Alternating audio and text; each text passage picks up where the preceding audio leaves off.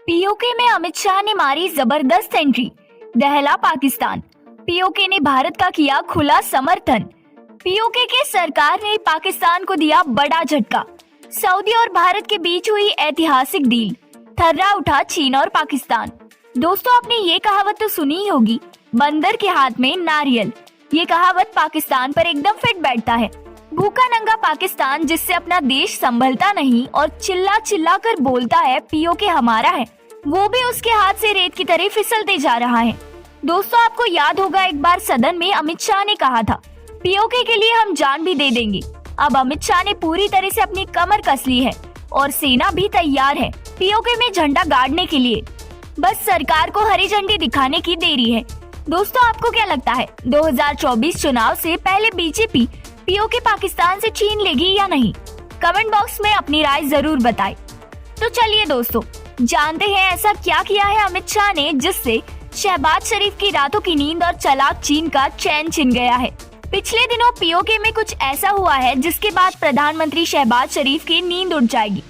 PoK की विधानसभा में एक ऐसा प्रस्ताव लाया गया है जिसमें भारत के कश्मीर से वहां तक कॉरिडोर बनाने की मांग की गई है। ये प्रस्ताव भारत के गृह मंत्री अमित शाह के उस प्रस्ताव से मिलता जुलता है जिसमें उन्होंने पीओके तक करतारपुर कॉरिडोर की तर्ज पर एक गलियारा बनाने की बात कही थी। शाह ने पीओके में स्थित शारदा पीठ तक एक रास्ता बनाने का भरोसा दिलाया था।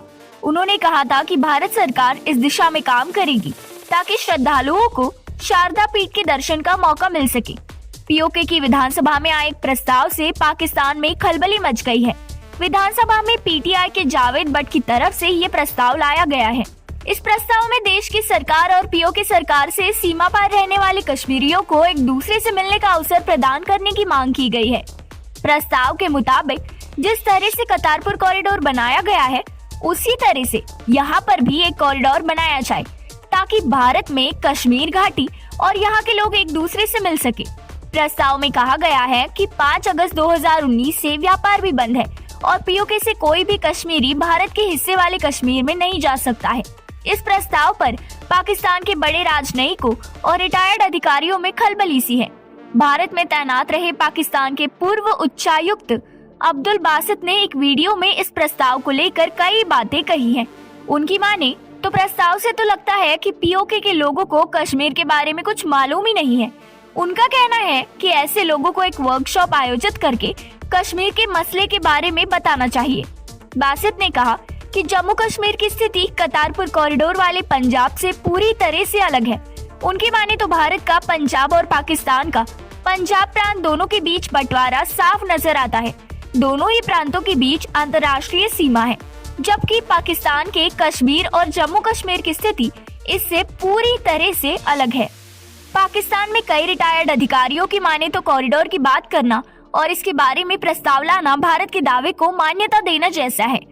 कई लोग मान रहे हैं कि बेहतर रहता है कि अगर कॉरिडोर की जगह भारत के कश्मीर जाने के लिए बस सेवा को फिर से बहाल करने की मांग की जाती। बासित अपने वीडियो में बार बार वही दावे कर रहे हैं कि पाकिस्तान की सरकार ने कई बार कश्मीर पर पहल की है। उन्होंने साल 2005 और 2009 के कॉन्फिडेंस बिल्डिंग्स के लिए किए गए उपायों के बारे में कहा।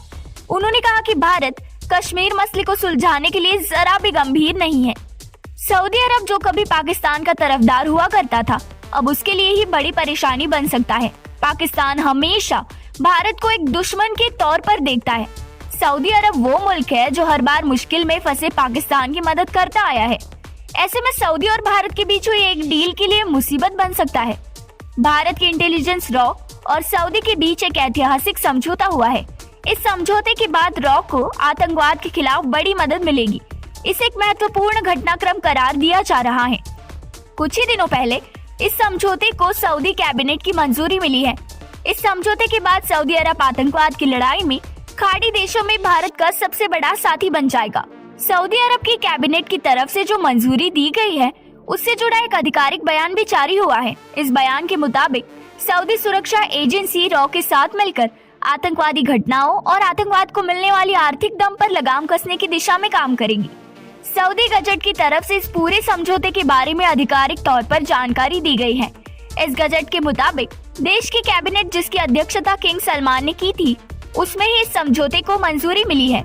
गजट में जो जानकारी दी गई है उसके मुताबिक अल सलाम पैलेस में किंग सलमान की अध्यक्षता में सऊदी कैबिनेट के आतंकवाद का मुकाबला करने के लिए देश की मुख्य सुरक्षा एजेंसी और भारत की रॉ के बीच अपराध और इसका वित्त पोषण रोकने से जुड़े सहयोग समझौते को मंजूरी दी। पिछले ही दिनों भारत के नए राजदूत सुहेल एजाज खान ने सऊदी अरब के गृह मंत्री प्रिंस अब्दुल अजीज बिन सऊद बिन नाइफ बिन अब्दुल अजीज से मुलाकात की थी।